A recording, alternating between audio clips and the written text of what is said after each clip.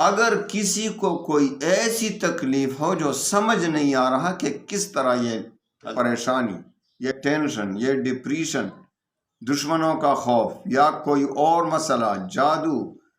حاسدین کے حسد سے پریشانی ہو، مالی پریشانی ہو یا جانی پریشانی ہو، اور اس کے بعد صلاۃ حاجت کے دور کا صرف یہ 2 آیتیں پڑھیں، لَقَدْ جَاءَكُمْ رَسُولٌ مِّنْ أَنفُسِكُمْ عَزِيزٌ عَلَيْهِ، پھر ایک بار درود، اور پھر سجدہ کریں اللہ کے لیے، اور سجدہ میں اللہ تعالی سے اپنی آپ کی جو بھی پریشانی ہو اس کی دعا کریں کہ یا اللہ میری یہ پریشانی ہے۔ آپ کو کوئی ایسی پریشانی لاحق ہو گئی ہو کہ آپ کو بالکل اس کا کوئی حل ہی نظر نہیں آ رہا کہ بھئی کس طرح یہ حل ہو جائے گا، تو آپ کو میں ایک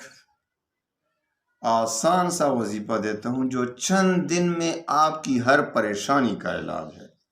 ویسے تو سورہ توبہ کی جو آخری 2 آیات ہیں آپ کو تو میں نے بہت تفصیلات کے ساتھ اس پر بیان کیا ہے کہ ان میں کتنی طاقت ہے ان 2 آیتوں میں۔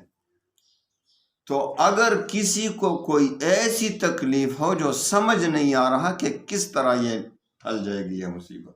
یہ پریشانی، یہ ٹینشن، یہ ڈپریشن، دشمنوں کا خوف یا کوئی اور مسئلہ، جادو، آسیب ستا رہے ہوں، حاسدین کے حسد سے آپ تنگ ہیں، جو بھی پریشانی ہو، مالی پریشانی ہو یا جانی پریشانی ہو، تو آپ نے ایسا کرنا ہے کہ چند دن تک صبح کی نماز پڑھ کر اسی جگہ ذکر اذکار کرتے رہیں یہاں تک کہ اشراق کا وقت ہو جائے۔ اشراق کے 2 رکعت نفل پڑھیں، اور اس کے بعد صلاۃ حاجت کے 2 رکعت نفل پڑھیں، اور صلاۃ حاجت کے بعد ایک بار درود شریف پڑھیں، اور ایک بار صرف یہ 2 آیتیں پڑھیں، لَقَدْ جَاءَكُمْ رَسُولٌ مِّنْ أَنفُسِكُمْ عَزِيزٌ عَلَيْهِ مَا عَنِتُّمْ حَرِيصٌ عَلَيْكُمْ بِالْمُؤْمِنِينَ رَءُوفٌ رَحِيمٌ فَإِن تَوَلَّوْا فَقُلْ حَسْبِيَ اللَّهُ لَا إِلَٰهَ إِلَّا هُوَ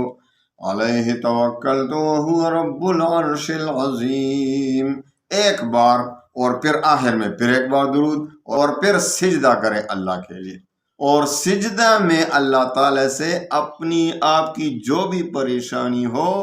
اس کی دعا کریں کہ یا اللہ میری یہ پریشانی ہے اس کو ختم فرما۔ چاہے آپ کو جو بھی پریشانی ہو تو آپ کو پتہ ہوگا نا، اور اللہ کو پتہ ہے آپ کو کیا پریشانی ہے، کیا ٹینشن ہے،